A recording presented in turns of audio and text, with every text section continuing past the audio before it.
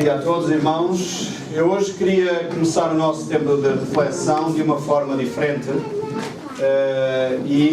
iria-vos pedir que nós formássemos, as crianças vão sair, mas eu iria pedir que nós vamos formar grupos de 4 ou 5 pessoas, cada grupo, e vamos ter um pequeno debate, uma pequena conversa nesses pequenos grupos, consoante a seguinte pergunta.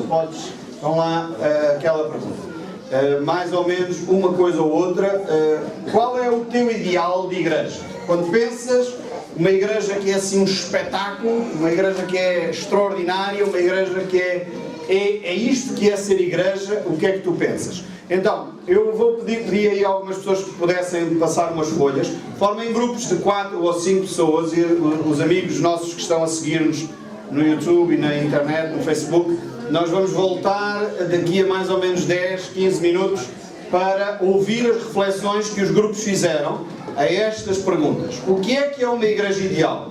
Quando pensas numa igreja que é a igreja mais extraordinária do planeta, aquela igreja que corresponderia exatamente àquilo que é o coração de Deus, o que é que estamos a falar? Então, pequenos grupos de 4 ou 5 pessoas no máximo, voltem-se uns para os outros. Hoje, alguns pensavam que vinham a receber uma pregação e eu espero que, depois desta reflexão, ainda a palavra do Senhor fale convosco, mas agora é tempo de vocês já porem em prática aquilo que é o vosso conhecimento da palavra, aquilo que vocês sabem das Escrituras e conversarem uns com os outros. No máximo 5 pessoas, está bem? A folha está em branco, a folha não tem nada escrito. Estamos a aproveitar papel, está bem? Não fiquem surpreendidos. Não olhem para a receita que está atrás, as papas, etc. Não tem nada a ver. Foi só um aproveitamento de papel. Então reúnam lá, façam aí grupos onde estão, mesmo aqueles que nos visitam, obviamente são muito bem-vindos. Talvez aqueles que nos visitam até ainda nos podem dar um contributo maior, porque eles podem dizer: não, a igreja ideal é isto, não é esta confusão que estão a querer fazer hoje, não é? Isso ajuda-nos com os vossos pareceres, com as vossas experiências de outras comunidades até. Então, os nossos amigos da internet, até já. E à igreja, vamos continuar a trabalhar. Vocês aí em casa também podem escrever no mínimo 5 coisas, está bem? 5 coisas, 5 características do que é uma igreja ideal, está bem? Que é a igreja mais espetacular à face da terra e não vale dizer é esta, a Nação Bíblica de Lisboa, está bem? Isso não vale dizer isso, está bom? Ok. Então, se faz favor, vamos trabalhar então. Pequenos grupos. Já está toda a gente, já sabe quem é o seu grupo? Ok? Vamos lá, vira-se uns para os outros, para ter 4, no máximo 5 pessoas. Mais que isso já é uma multidão. Obviamente eu quero no final esses documentos preciosíssimos. Não é que nós pastores não saibamos alguma coisa, mas já agora temos os contributos daquilo que vocês vão fazer. Mas isto podes ir passando o microfone pelos grupos, se faz favor, para que volte e as gravações vão voltar ao ar e assim vamos partilhar com os nossos amigos da internet, a igreja online, as interações daquilo que vocês têm descoberto, está bem? Começando lá talvez por trás, qual a primeira pergunta, que são as características da igreja ideal. Ainda estão a escrever aí? Ou já terminaram? Então, podem partilhar as características. Vamos começar pelas características da igreja ideal. Vocês vão dizer quais são e depois os contributos que vão dar cada um para que isso se realize, está bem? Então, começando lá pelo grupo do fundo, força. Ok, então nós temos aqui 4. Viver a igreja como se fosse família, relacionamentos significativos, grupos que se apoiam, um grupo que se apoia. Isto é um só. 2. Falar a palavra de Deus, falando do Evangelho. 3. Igreja que pratica o maior dos mandamentos, amar-nos uns aos outros. Igreja ideal que tenha trabalho fora de portas, que viva a grande comissão, o evangelismo. Os nossos contributos para isso são... E é mais difícil, não sei. É mais fácil a gente pensar nestas coisas para os outros. Os outros têm de sair, têm que ir, agora eu estou muito ocupado. Dar e não dar, não só receber. Exatamente. Um bocadinho mais geral. Dar, não só estar à espera de receber, mas também dar. Depois, conhecer mais e praticar aquilo que já conheço da Bíblia. E partilhar aquilo que já conheço da Bíblia.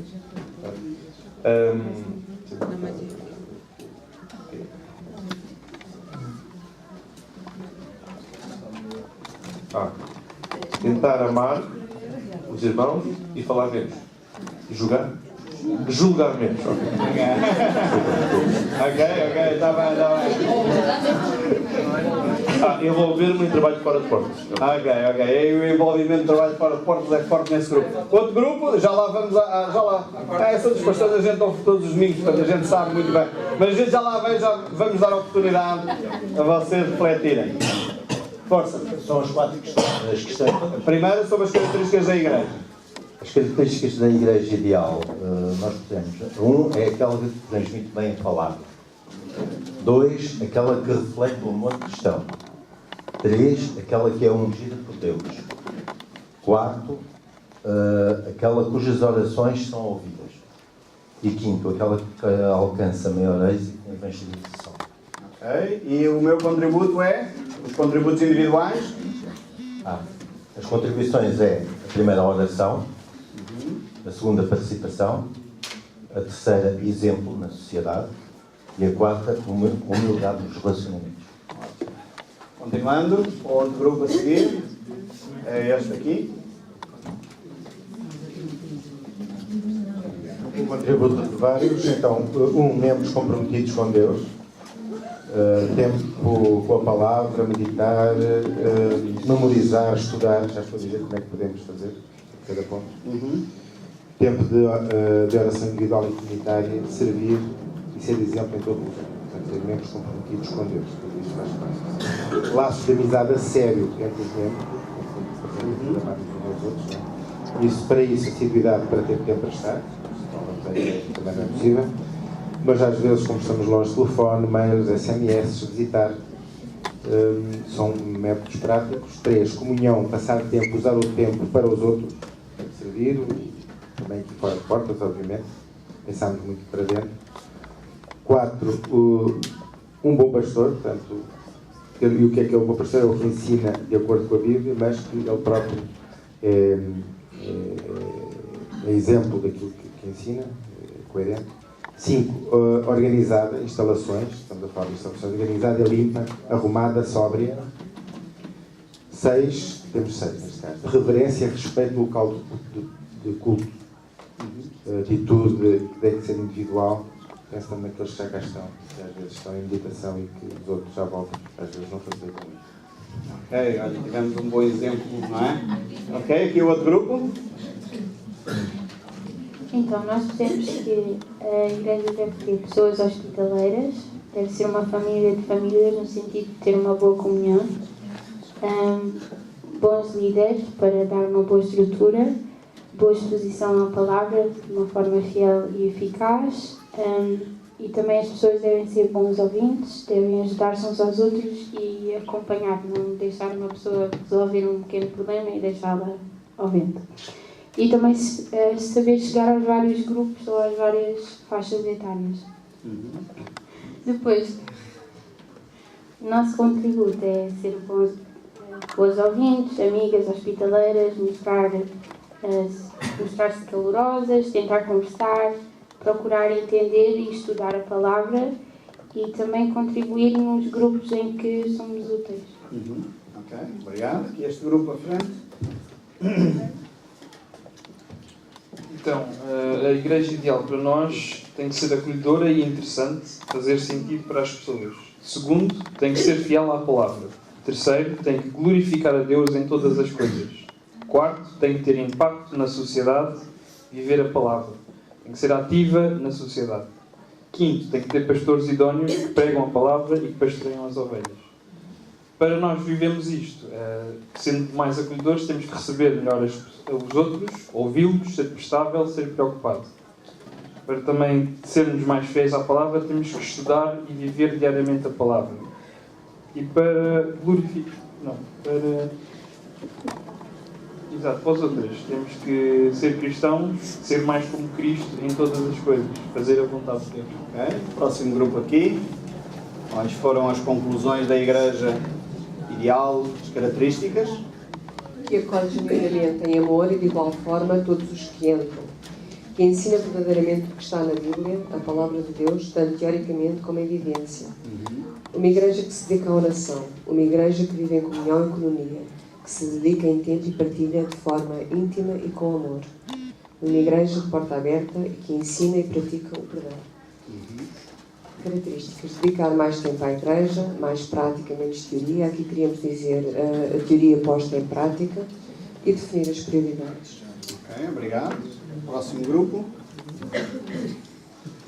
As características que nós demos a uma igreja ideal seriam: falam de Jesus como o Redentor, principal, que seja o foco da igreja, que seja a palavra de Deus, que haja união com os irmãos e não haja separações, que seja uma igreja ativa no sentido de pregar o Evangelho e também onde a Bíblia é um instrumento, ou seja, que se prega a palavra como ela é, que seja realista. O nosso contributo é relacionar-nos com todos como uma família, disponibilizar-nos para a igreja no que for preciso, divulgar o Evangelho, participarmos na igreja como um todo em todas as áreas, tanto no grupo musical, por exemplo, nas limpezas, em todas as áreas são importantes, e a oração também. Ok. Próximo grupo. Atrás. Características de uma igreja ideal. Seria uma igreja onde o amor verdadeiro é manifestado em ações concretas, onde a graça prevalece sobre a condenação ou julgamento, uma igreja onde a pregação é a verdade bíblica, e crentes, onde existem crentes verdadeiros e sinceros com intimidade com Deus e com uma liderança idónea. Os nossos contributos: passar tempo de qualidade diário com Deus, oração, e investir e nos preocuparmos com os outros irmãos também. Ok, próximo grupo.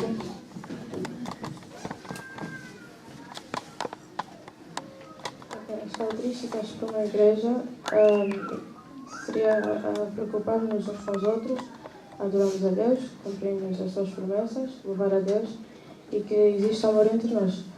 Agora, uma igreja ideal seria uma igreja honesta, onde as pessoas são espiritualmente amadurecidas, dependentes de Deus e solitária. E o nosso contributo para alcançar esse alvo seria servirmos de um exemplo, ouvirmos uns aos outros e tentarmos o máximo possível respondermos às necessidades dos nossos irmãos. E o pastor ideal seria um pastor honesto e um homem de família exemplar, que é importante, né? Só a casa está estável para depois ajudar a igreja. Que uma pessoa que esteja atrás de soluções, que apresenta soluções para os problemas da igreja, e que seja também livre para apoiar espiritualmente a sua congregação e que não confunda o cristão com o ser religioso. Obrigado.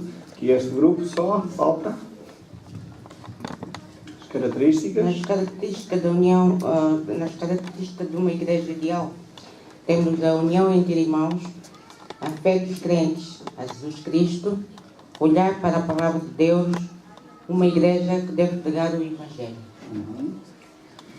A contribuição, nós temos contribuído para o crescimento da igreja no tocante ao dízimo, deve ser guiado pelo Espírito Santo, conhecer o que prega a Bíblia e que tenha a palavra de Deus.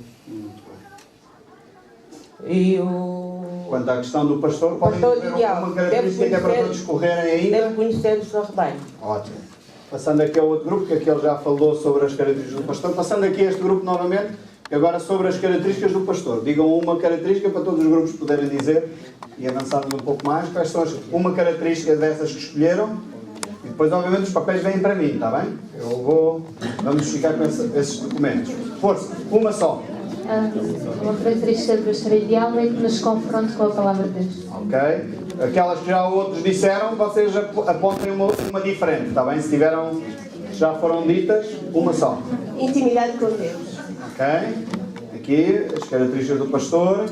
Um pastor que vive aquilo que ensina segundo a palavra de Deus. Ok? Para este grupo aqui. Podes passar o microfone. Uma característica. Uma característica do pastor ideal é ora pelo seu rebanho. Ora pelo seu rebanho. Pratica aquilo que fala. Ok. Ok? E não é meu pai nem meu tio. Nós já tínhamos referido isso há pouco, mas o que apontámos foi que ensina de acordo com a Bíblia e vive de acordo com esse ensino. Próximo grupo aí atrás. Uma característica. O pastor ideal é aquele que depende de Deus em todas as circunstâncias. Características. Isenção nos critérios de julgamento. Ok, atrás.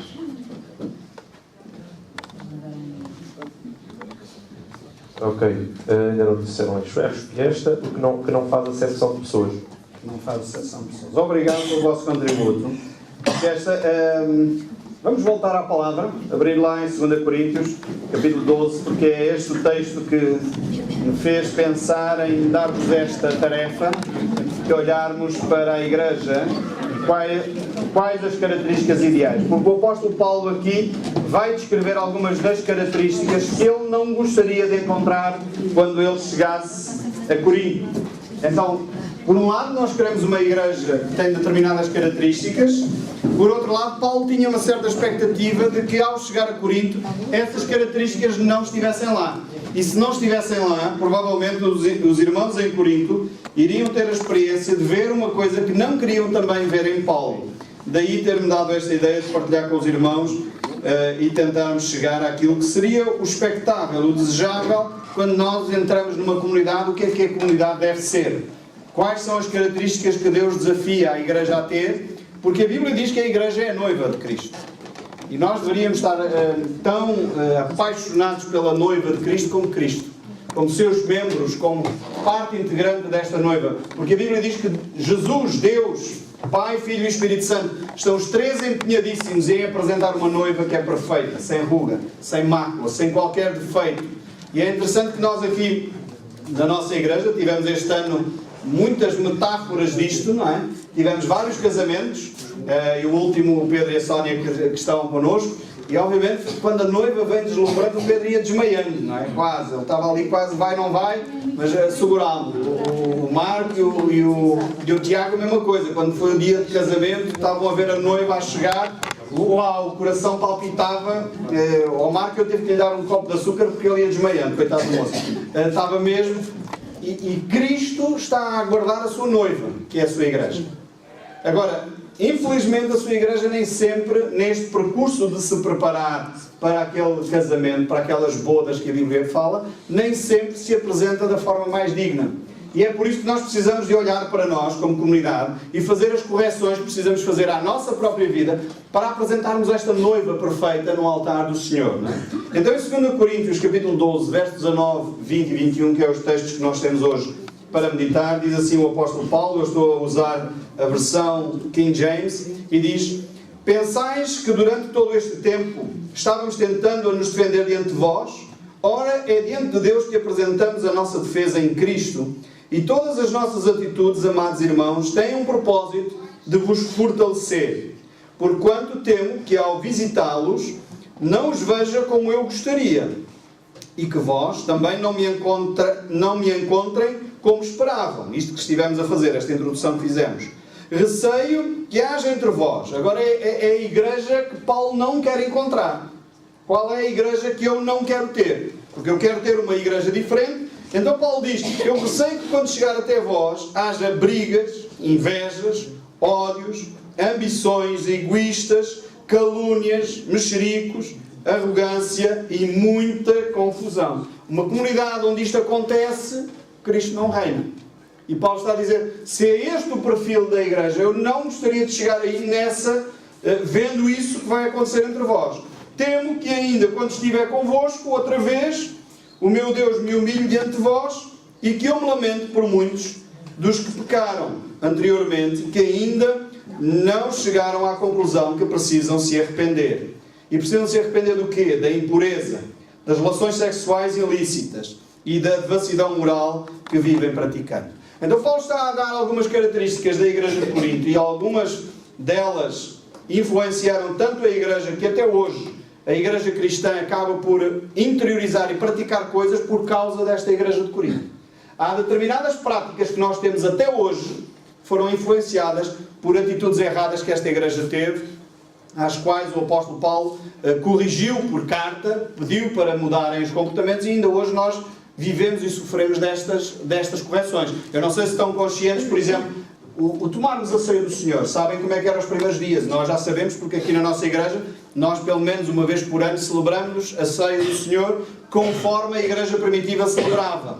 E como é que a igreja primitiva celebrava? Era um almoço ou um jantar. A ceia do Senhor não era aquele pão quadradinho pequeníssimo, minúsculo, e um copinho minúsculo de vinho. Era a farta. Cada um podia se servir como quisesse. Era a ceia do Senhor, era assim naquela altura. Eles chamavam a refeição ágape, a refeição de amor. E era uma refeição que não era só para servir os cristãos. Isso está descrito em 1 Coríntios capítulo 11, capítulo 10 e 11, onde Paulo descreve que aquela refeição era inclusive a sopa dos pobres. Nós aqui em Lisboa reconhecemos isto, não é? Havia há uns anos atrás a sopa dos pobres, ou o comer aos sem-abrigo, em que a igreja abria as portas para que as pessoas que não tivessem que comer viessem para a igreja ao domingo e tivessem uma refeição gratuita, oferecida pela igreja. E isto era a ceia do Senhor, naquela altura. Só que obviamente houve exageros. O apóstolo Paulo diz lá em 1 carta aos Coríntios, capítulo 11, nisto eu não vos louvo. Porque vocês, quando se reúnem-se cada um para satisfazer as suas próprias necessidades, a sua própria carência. Está cada um mais preocupado consigo mesmo do que com o seu irmão. E isto eu não posso louvar uma igreja que vive desta maneira. Então nós hoje temos o pão e o cálice, que é a essência daquilo que Cristo nos deixou, mas na realidade a igreja primitiva, quando celebrava a ceia, celebrava uma refeição, era um almoço, em que toda a gente podia partilhar e até eram convidadas as pessoas de fora, porque o objetivo era realmente partilhar a refeição com todas as pessoas. Então Paulo está a dizer aqui, ele conclui aqui a sua reflexão dizendo, eu estive a fazer este argumento sobre a minha autoridade apostólica, sobre aquilo que são os abusos dos falsos mestres, daí pensarmos, o que é um pastor ideal? O que é que um pastor deve fazer na sua comunidade? Porque isto é fundamental nós percebermos, porque há falsos mestres ainda hoje ou não? Há gente que se aproveita, e isto é terrível para mim como pastor, dói-me o coração, quando me confundem com os falsos mestres. Quando há pessoas que se andam a aproveitar dos fiéis para extorquir o dinheiro às pessoas e acham que isto é que é ser pastor. Isto não é ser pastor, isto é ser mercenário, que é uma outra coisa que a Bíblia condena. São os tais super apóstolos que andam por aí, que muitas vezes estão mais preocupados nos seus aviões, nos seus barcos e nos seus carros, do que com a comunidade. E obviamente isto é anti-bíblico. Então era necessário que Paulo dissesse, eu não mandei a defender com a preocupação do que é que vocês acham. Eu andei a defender para vocês terem critérios para que a vossa fé seja fortalecida, diz o verso 19. Esta era a minha preocupação principal. Era a minha motivação, era que o Deus Todo-Poderoso fosse glorificado. E é diante de Deus que eu me apresento. Como ele diz nesta mesma carta, no capítulo 10, no capítulo anterior, ele está a dizer aquilo que eu espero, de quem eu espero receber louvor, de quem eu espero receber aprovação, de acordo com o capítulo 10, o que é que ele diz? É de quem? Que ele esperava ser validado de Deus. O que conta, em última análise, não é o que os crentes acham.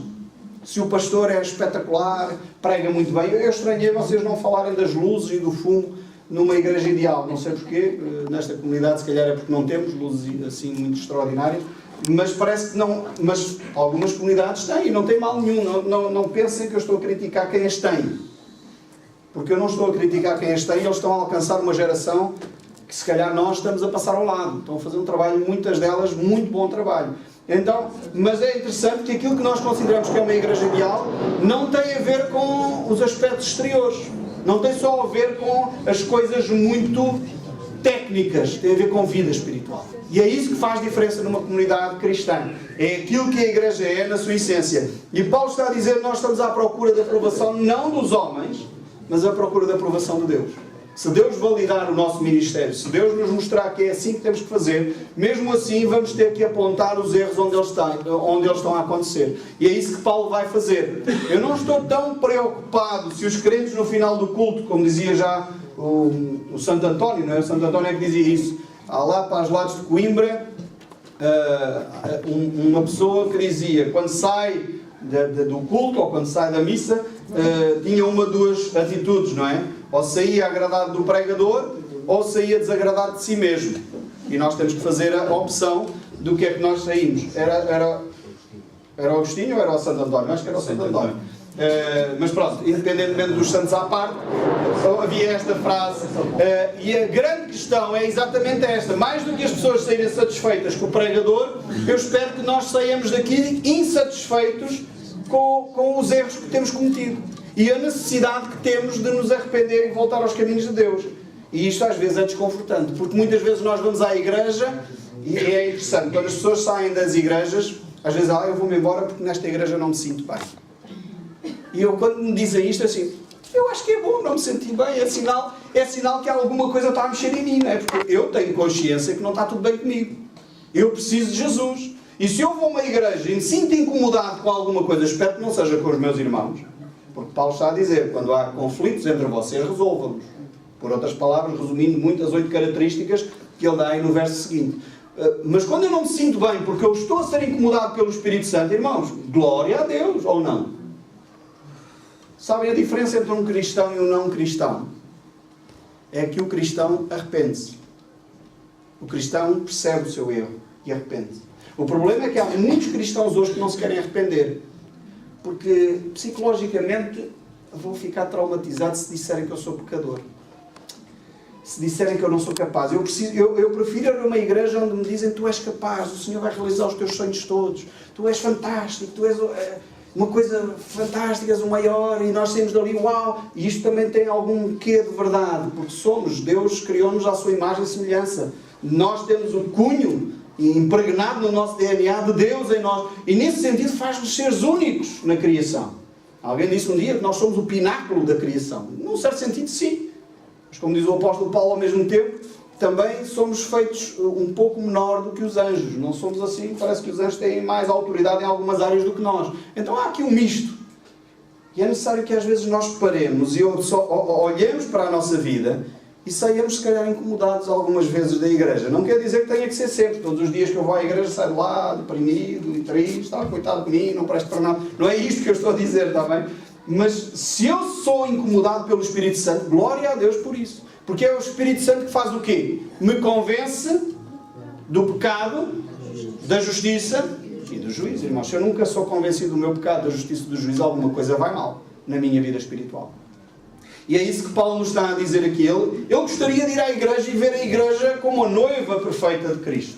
Aquela noiva que vai ser apresentada sem mácula, sem ruga, jovem, linda, bela, toda arranjada, toda ornamentada para apresentá-lo ao noivo que é Jesus Cristo. Mas ele diz, eu gostaria de chegar aí e ver esta noiva. Mas eu receio ao mesmo tempo que eu tenha que entrar e em vez de vos elogiar pela noiva lindíssima que vai ser apresentada a Cristo, eu tenha que vos corrigir. E vocês não vão gostar de ver este pastor.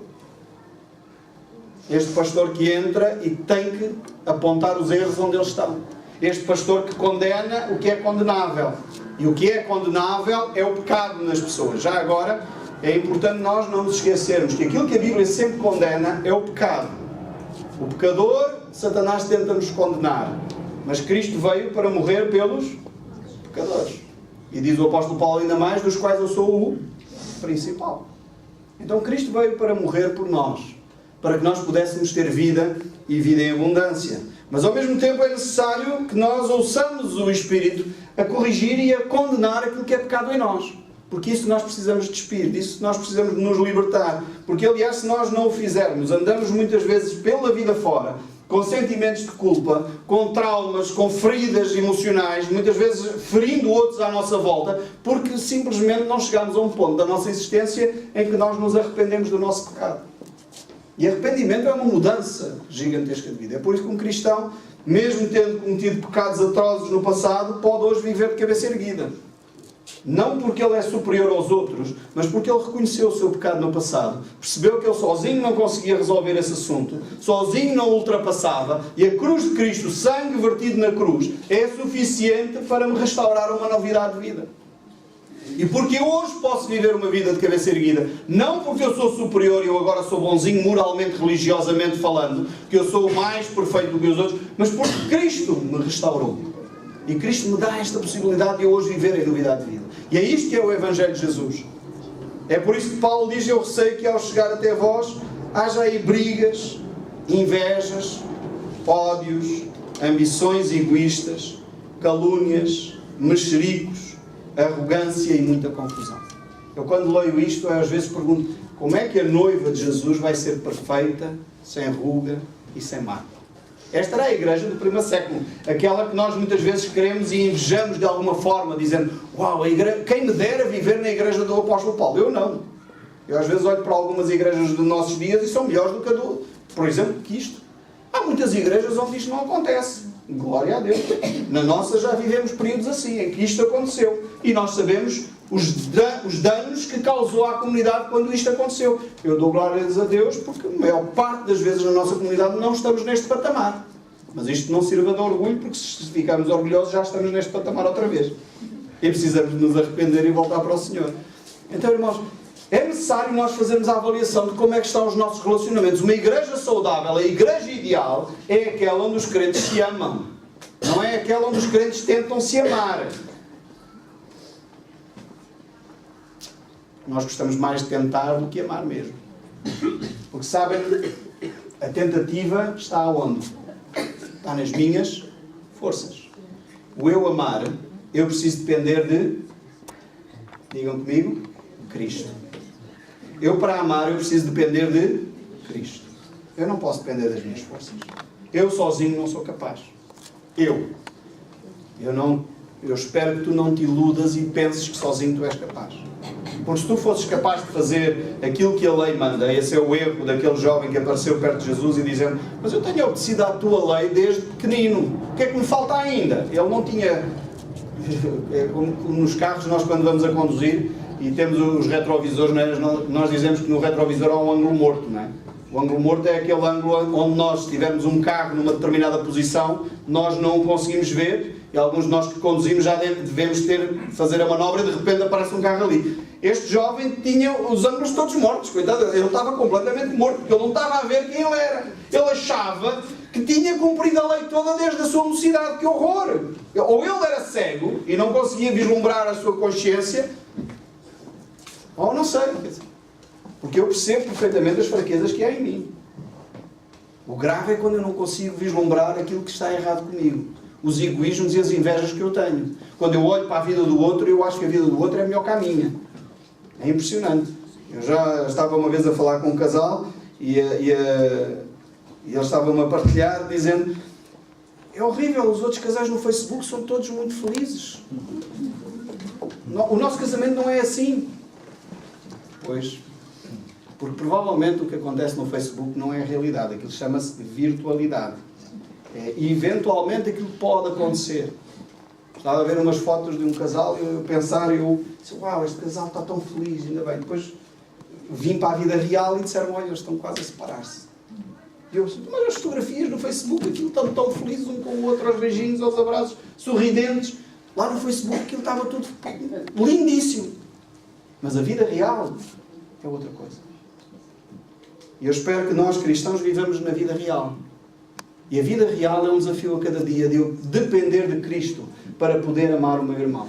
Depender de Cristo para poder andar sem andar nestas atitudes que Paulo aqui claramente reprova. E mais uma vez, irmãos, não caiamos no erro, que eu receio muitas vezes que nós cristãos, mesmo nós cristãos evangélicos, acabamos por cair no erro da religiosidade. Pensando que Paulo está a dar uma lista de moralidades. Que Paulo está a dizer: não façam isto, e se eu tenho uma lista, então eu vou olhar para ela e digo assim: bem, eu não estou a viver em brigas. Check. Eu não tenho inveja, pelo menos hoje de manhã. Não invejei nada. Check.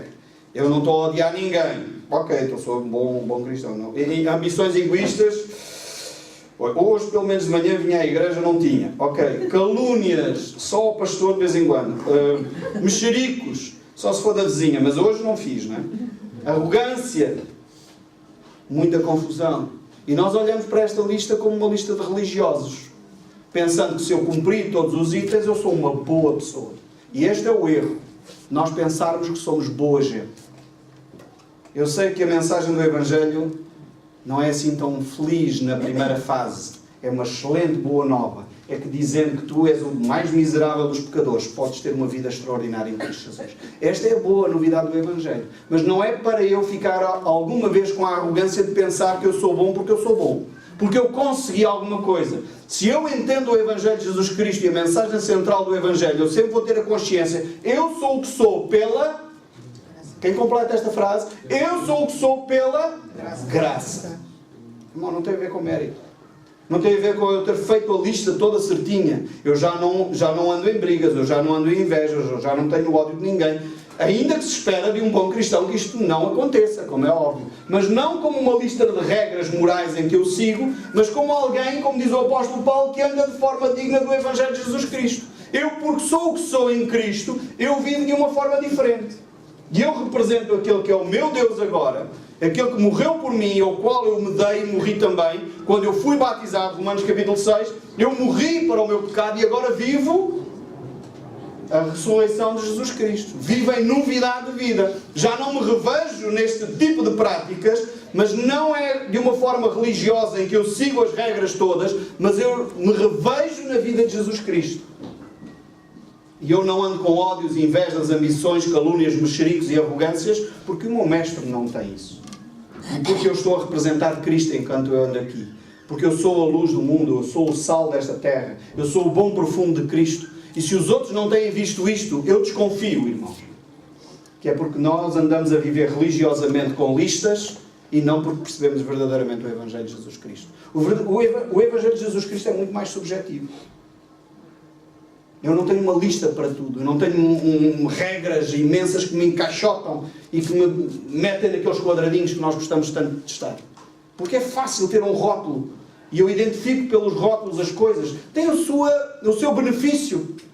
Mas não é isto que é o Evangelho. Paulo diz aos Gálatas insensatos: quem é que vos fascinou? Quem é que vos iludiu? Tão depressa caíram da graça. Tão depressa passaram daquilo que é o verdadeiro Evangelho para a religião. E nós gostamos tanto de religião. Porque é mais simples, é mais fácil, é muito mais simples identificar as coisas. Eu tenho uma lista de 8 características aqui, mais 3 lá em baixo, e se eu cumprir isto, eu sou um bom cristão.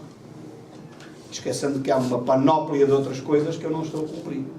E por isso eu acho que me posso pôr num pedestal para julgar o meu irmão. Cuidado com esta religiosidade.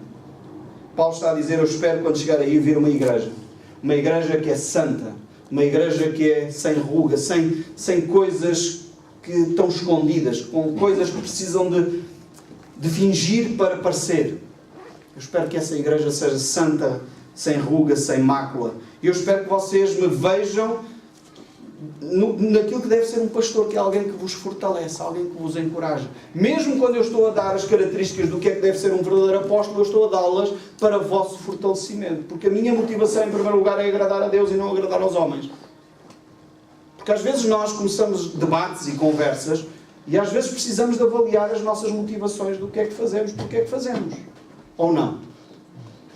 Ainda esta semana estávamos lá no concílio, estávamos a discutir um assunto onde nós estávamos os pastores a discutir. O assunto tinha a ver com a questão tem que se preparar a declaração de fé, estávamos a falar sobre como é que isso se ia fazer, etc.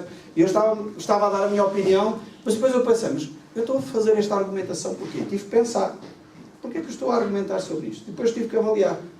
E depois fui ter com o Pedro e disse: olha, a razão e a motivação que me leva a fazer esta argumentação é esta, e não é aquela. Apesar do argumento que eu estava a usar, aparentemente não tinha nada a ver com a minha motivação. Mas eu tive que avaliar. Eu estou a falar do quê? Estou a falar de dinheiro ou estou a falar da minha preocupação com as pessoas? E eu, não, a minha preocupação é com as pessoas. E não é se gastamos mais ou gastamos menos. Ainda que o argumento parecia ir nesta direção. Mas eu tenho que avaliar. Qual é a razão de eu me estar a justificar, diz o apóstolo Paulo aqui neste verso 19. Eu estou-me a justificar diante de vocês para quê?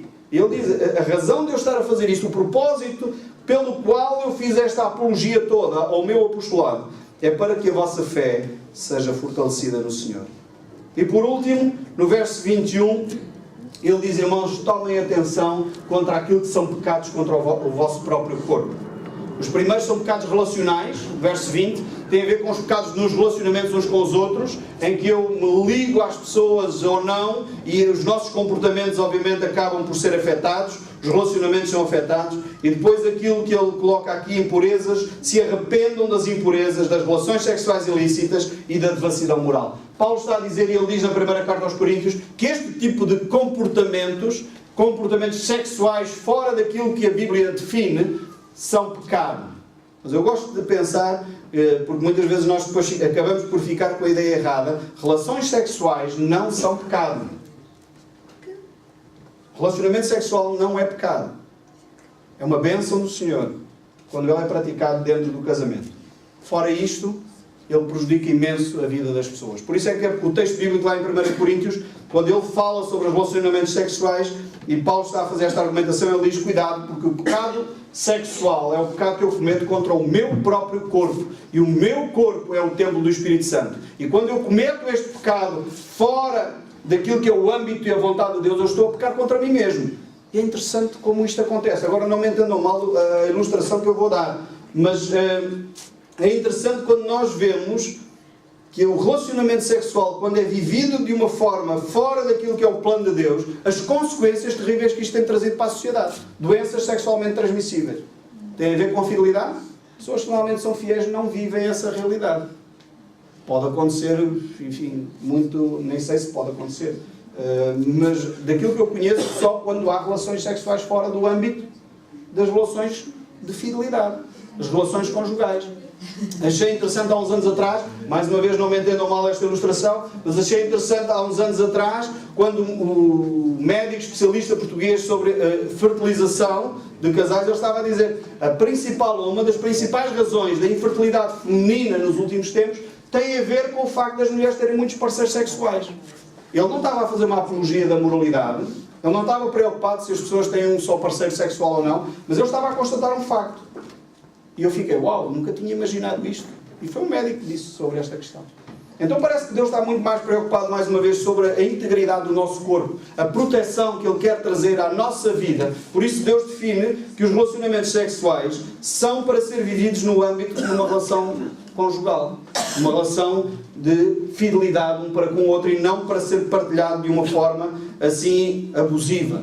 Há um autor, Jaime Camp, que ele costuma dizer: se as relações sexuais não fazem de facto diferença nenhuma, ser com este ou ser com aquele, é uma coisa assim como hoje muitas vezes as pessoas dizem, isto não tem maldade nenhuma, eu faço com quem quer, quando me apetece, o que importa é o meu prazer. Se isto é bem assim, ele dizia, porque é que uma pessoa que foi violada, portanto foi contrariada à sua vontade, e ele não está a fazer a apologia de ser violada, não é? Mas porque é que uma pessoa que foi violada fica traumatizada de uma série de anos? Isto só para demonstrar que relações sexuais importam sim, importa com quem se faz. Não é uma coisa assim como querem nos fazer parecer. Por isso o apóstolo Paulo está a dizer, arrependam-se se há necessidade de arrependimento, porque há restauração até para isto. Mas é necessário que o cristão se arrependa. Se arrependa dos pecados relacionais, daqueles que criam tensões e desconfortos quando deveria de haver amor, brigas, invejas, ódios, ambições egoístas, calúnias, mexericos, arrogâncias, muita confusão, imoralidade, relações sexuais ilícitas e devassidão moral. Cuidado com isto, arrependam-se, é a mensagem de Deus para hoje. Arrependam-se do vosso pecado. Porque se nós queremos ser pessoas saudáveis, com qualidade de vida, a única forma de nós chegarmos lá, nós sabemos qual é. Não é ter uma religião onde eu me apresento como mais boa pessoa do que o outro. Não é uma religião onde eu sou melhor do que o outro. Onde eu cumpri mais itens da lista do que o outro. E se eu estou nesse patamar da religiosidade, eu ainda não compreendi o Evangelho de Jesus. E o Evangelho de Jesus coloca-nos a todos no mesmo patamar. E o mesmo patamar é: eu preciso de Jesus Cristo. Eu preciso de me arrepender. Eu preciso de me encontrar com Jesus para ser restaurado. Então, irmãos, esta manhã eu gostaria de dar a oportunidade de vivermos em igreja. E vivermos em igreja é confessarmos as nossas fraquezas uns aos outros para sermos restaurados, diz o Tiago na sua carta. Então eu queria terminar este tempo com um tempo de oração para a igreja e desafiar-nos a olhar para a nossa própria vida. Há alguma situação que eu preciso resolver com os meus irmãos. Há brigas, há invejas, há ciúmes, há arrogâncias, há orgulhos que eu tenho mantido no meu coração e que me impedem de crescer no Evangelho de Jesus Cristo. Se há, eu preciso de confessar. A única forma de restaurar não é fingir que não aconteceu, não é justificar, não é arranjar argumentos, é dizer: Senhor, eu confesso, eu me arrependo. O arrependimento é a única forma de eu ser restaurado. Se há alguma área de imoralidade sexual, seja eu casado ou solteiro, há necessidade de arrependimento para poder viver o Evangelho de Jesus Cristo. Eu creio que muitas vezes a igreja é fraca, não tem o impacto que deveria ter na sociedade, porque alguns de nós olhamos para os nossos pecados e ainda arranjamos justificação para eles. Mas eu gosto tanto, mas dá-me tanto prazer isto. e queremos manter, juntamente com a nossa fé, alguma coisa que nos faz profundamente mal, mas continua a ser mantida entre nós. É aquilo que alguns chamam de pecados de estimação. Que Deus nos livre. Hoje vivemos uma nova imoralidade mais individual ainda, porque estas imoralidades que Paulo aqui descrevia eram praticadas normalmente nos bordéis, nos lugares, nos templos. Hoje a gente, com uma brincadeira destas, pode ter acesso à prostituição. Aliás, a palavra pornografia significa prostituição gráfica. Não é? E muitos de nós, se calhar, não ousariam ir à procura de uma prostituta ou de um prostituto, mas se calhar algumas horas passa diante desta prostituição. Imoralidade sexual. Arrependam-se, diz a palavra do Senhor. Só teremos uma igreja forte quando os cristãos forem arrependidos. Quando os cristãos estiverem de joelhos diante do Senhor. Não há igrejas fortes com arrogância e religião. Há igrejas fortes quando há arrependimento. Então eu quero-te propor uns minutos de oração para concluirmos o nosso tempo. E se há pecado que tu precisas te arrepender, por amor de Deus, por amor de Cristo, liberta-te dele hoje. Liberta-te dele hoje. Não saias como entraste. Não permitas que a tua arrogância te mantenha escravizado pelo pecado. Porque isso é a razão pela qual a Igreja de Cristo não é ideal. É quando o pecado não é confessado.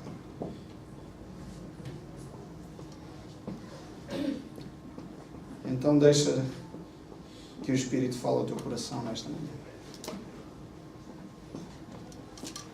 Oremos.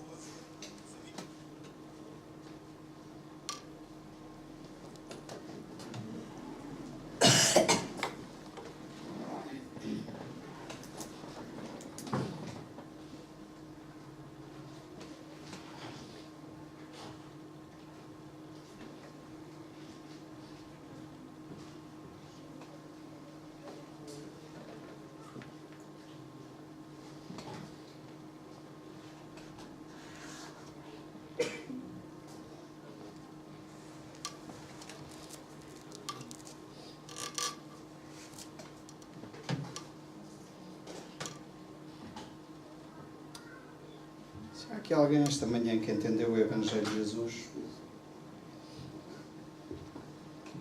e que, ao entender o Evangelho do Senhor, o incomodou a confessar o seu pecado e o fez consciente daquilo que Cristo pode fazer por si. Eu gostaria de desafiar a ficares em pé, porque esta é a igreja ideal.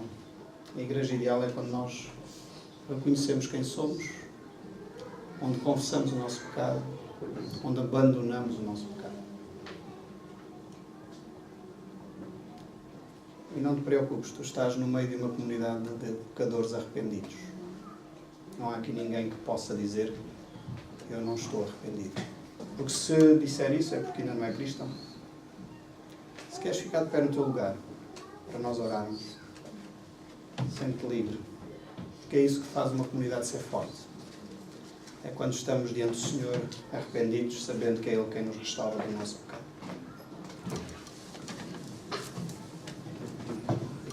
Amém.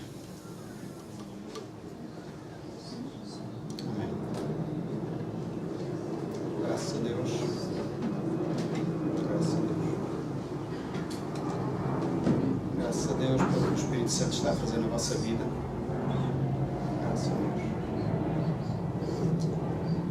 Um cristão fraco é um cristão que não tem capacidade de reconhecer o seu pecado. Um cristão forte é alguém que reconhece o seu pecado e encontra em Cristo as forças para enfrentar aquilo que é a sua fraqueza. Dou graças a Deus por estes cristãos corajosos. Oremos. Santo Deus e Pai, eu te louvo pelo nome de Jesus Cristo, porque a tua palavra foi anunciada, Senhor. Porque estes teus filhos estão diante de ti, diante da tua igreja, se arrependendo do seu pecado, que tu conheces qual é. Eu quero orar em nome de Jesus para que as tuas promessas, Senhor, se cumpram na vida destes teus filhos. As tuas promessas de que aquele que se arrepende do seu pecado vê o seu pecado perdoado. E por isso já não resta mais condenação para aqueles que estão em Cristo Jesus. E Satanás não tem mais autoridade, nem mais possibilidade de condenar aqueles que já se arrependeram do seu pecado. Porque foi Cristo quem o justificou, e porque Cristo o justificou, já não resta condenação. Por isso louvo, ó Deus, pela vida destes teus filhos que ficaram de pé nesta manhã, por aqueles que se arrependeram e talvez não tiveram a coragem de ficar de pé nesta manhã. Que tu nos dês este sentido, Senhor, de igreja, de coragem de assumir o nosso pecado e perceber que sempre, sempre precisamos depender de Jesus para viver vidas vitoriosas. Eu oro, ó Deus, para que estes teus filhos saiam daqui diferentes daquilo que entraram. E o teu Espírito Santo, ó Deus, nos anime, nos encoraje agora a permanecerem na fé. E ouvirem as palavras de Jesus, vai e não peques mais. Senhor, que a tua graça, o teu amor e a tua bondade estejam com eles, agora e para sempre, até que Cristo volte. No nome de Jesus nós oramos. Amém. Deus vos abençoe ricamente. Fiquem firmes na graça do Senhor. Amém?